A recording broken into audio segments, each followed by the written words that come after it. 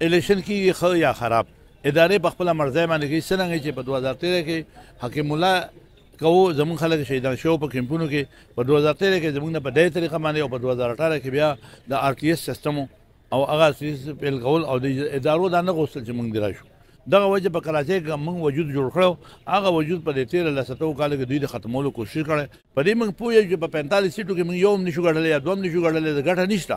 لیکن دا ضرور ده چې په هر حلقه باندې زما 1000 2000 3000 15000 ووټ دی زه د نورو پارټو ته د پاکستان چې کوم غټې پارټۍ دي چې کومې ته نون مسلم لیګ نون وایي کومه پیپل پارټي وایي یا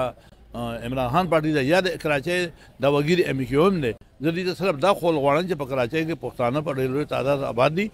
که پښتنو کې عقل او شعور راغی نه د پښتنو نه بغیر به څوک په سند کې حکومت ونه چلی په انټیریئر سند کې ځای ما په حیدرآباد کې ځای ما په کشمیر کې ځای ما په جیکب آباد کې ځای ما په کراچۍ کې ځای ما نو زه کوم ځای نه یم او زه سروالی بدوالی یم او زه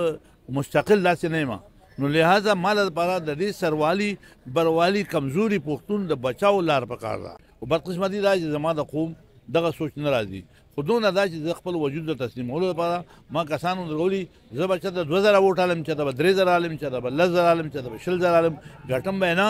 لیکن هراولو لپاره به د بل لپاره پوری پر روان وخت کې به زه د خپل وجود تسلیمولو لپاره لګیم که د 2013 الیکشن د حکیم الله مسعود په سربراهۍ کې کېده په هغې هم زه پوهېدم چې د چا په اشاره کېږي ما ته خپل غل معلوم دی او که 2018 RTS سیستم فیل شو او زه یې روسته کړم او خلک یې راروان دی که نو ما هغه هم خپل غل پېژنده چونکې هغه دومره زورور دی چې زه هغه سره جنګ نشم کولی زه خپل قوم تباهۍ ته بچ کول غواړم که زه اوس بیا سیاست په دې مړو باندې وکړم او زه په خپل قوم باندې ودرېږم او زه وکړم نو زه جنګ ته ځم نو جنګ د پښتون په پیدا کې په سند کې نه دی زه به بل ځای جنګ وکړم خو سند کې زه کمزوری ځکه یم چې زه به پردی خاوره ناست یم نو که زه دلته د سندي سره جنګ ته لاندې وځم چیني زموږ سره څنګه کم ظلم چې الطاف حسین کو هغه ظلم موږ سره زرداري هم کوي الطاف حسین هم زموږ وجود نه منه زرداري هم د پښتنو وجود نه مني ما ته وښیه دا څومره دې تېر وخت کې د پي ټي آی شپږ یا اووه امیلېګان پښتانه وو هغه د پښتون د حق خبره کولی شي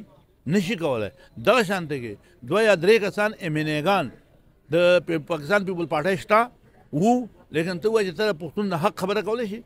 زما په بلدیه کې وګوره زما په پټانګه زما په علاقو باندې وګوره د څښلو اوبه نشته سیوري نشته روډ نشته ایجوکیشن نشته هیلث نشته د هغې باوجود زما قوم بیا هم ځي هلته نارې بل لوئ شاه صاحب اختلاف ته نه ځو تاسو سره د الطاف حسین مشابهت مو د زرداری صاحب مو د الطاف حسین سره برابر کو اتحادونو کې غوسره هم پاتې یی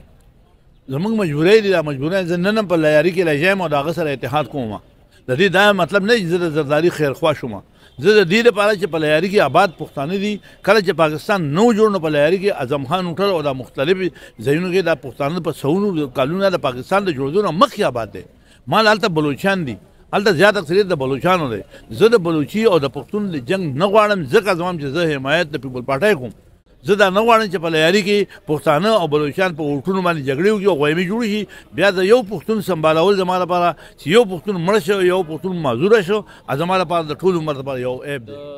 کم تھریډس خو نشته دی په تېرو وختونو کې چې کم تھریډس و د نامنۍ په حواله باندې د عوامي نیشنل پارټۍ د ورکرانو ټارګېټ کولو په حواله باندې هغه مسلې خو زما خیال چې پیلخان داسې هېڅ خبر موږ سره نشته دی چې موجوده کې د طالبانایزیشن د طرفه موږ د تھریډ داسې نشته دی البته ظاهره خبره ده چې کریمینل خلک زیات شوی د مجبورۍ ده د بېروزګارۍ د لاسه نه او د حکومت د غلطو پالیسیو د وجې نه 14 کاله د زرداري حکومت په سند کې وچلېده موږ چې په 2008 کې سره په حکومت کې اتحاد و نو بیا به هم سلام مشوره یا سلام به و د 2013 نه چې کله موږ حکیم الله مسعود د ماکې وکړې او موږ خلک یې رسو کړو د الیکشن نه پاتې شوي یو هغه چې پاتې یو موږ نن هم پاتې یو پاکستان پیپل پارټي